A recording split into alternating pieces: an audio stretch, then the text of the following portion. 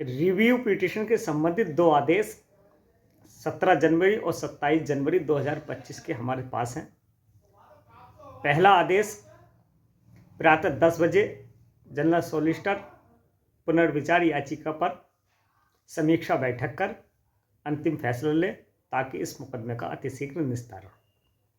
दूसरा आदेश 27 जनवरी का। ऐसा महसूस होता है कि राज्य सरकार और केंद्र सरकार एक राय नहीं है, इसलिए ये आदेशित किया जाता है कि 22 फरवरी को एक समीक्षा बैठक कर पुनर्विचार याचिका पर समीक्षा करें और 24 फरवरी 2025 को इस पर अंतिम फैसला हो सके।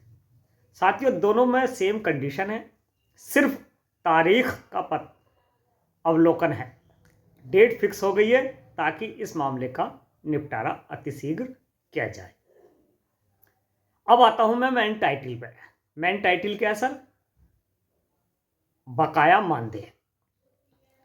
अगर राज्य सरकार और केंद्र सरकार समीक्षा बैठक कर अपना जवाब लगा देती हैं कि हम मानदेय देने के लिए तैयार हैं, तो 24 फरवरी 2025 को मदरसा टीचर्स के हक में ये फैसला आ जाता है।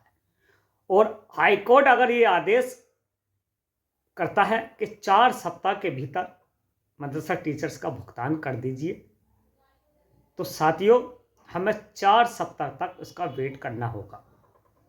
अगर 4 सप्ताह के बाद भुगतान नहीं होता है तब कोर्ट ऑफ कंटेम्प्ट लागू होता है। अगर 4 सप्ताह से भीतर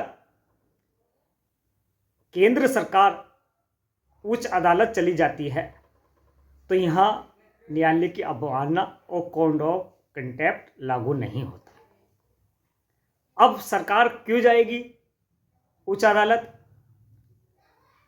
जब 12 फरवरी 2024 को यह आदेश हुआ तो उसमें 8 सप्ताह का समय सरकार को निर्देशित कोर्ट ने किया कि 8 सप्ताह के भीतर मदरसा टीचर्स का भुगतान किया जाए, लेकिन ऐसा हुआ नहीं। 2 सप्ताह के बाद ही राज्य सरकार ने उस आदेश को चैलेंज कर दिया और एक रिव्यू पिटीशन दाखिल कर दी। यह 2 बातें स्पष्ट हो जाती हैं साथियों। पहली कि जब राज्य सरकार को पुनर्विचार याचिका दाखिल कर दी तो कोर्ट ऑफ कंटेम्प्ट खत्म हो गया। अब अवमानना क्या है साथियों? अधिनियम 1971 सेक्शन 2B कहती है, अगर न्यायालय कोई आदेश करता है, फॉर एग्जाम्पल के तौर पर न्यायालय ने 8 सप्ताह का समय दिया आपको, तो 8 सप्ताह के आदेश तक आप कोर्ट ऑफ कंटेम्प्ट लागू नहीं कर सकते जब तक पूरे समय अवधि नहीं हो जाती।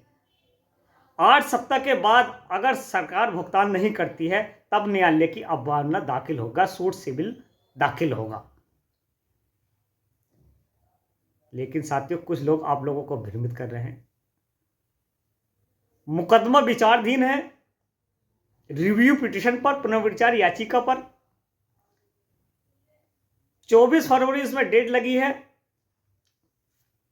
अधिनियम 1971 सेक्शन 2B कहता है जब तक मुकदमा विचाराधीन है, उस पर निपटारा नहीं हो जाता, तब तक आप अवमानना दाखिल नहीं कर सकते, कोर्ट ऑफ कंटेम्प्ट लागू नहीं होता।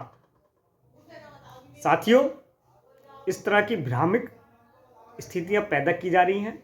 हमारे सीनियर अधिवक्ता बताते हैं कि अगर मामला न्यायालय में इसी तरह से चलता रहा तो ये न्यायिक प्रक्रिया 2028 तक चलेगी। एक लंबा प्रोसेस होता चले जाएगा।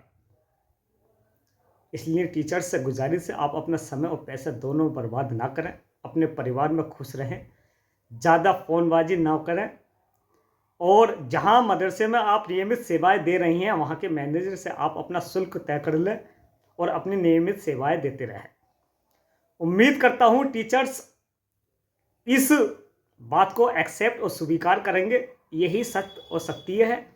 अगर योजना से संबंधित कोई चीज़ या न्यायालय से संबंधित कोई भी अपडेट आएगी तो सबसे पहले फ़हीम अंसारी के पास आएगी और मैं आप लोगों तक अवगत करा दूंगा। इसलिए आप भ्रमित होने से बचें, अपना समय और पैसा दोनों को बचाए रखें।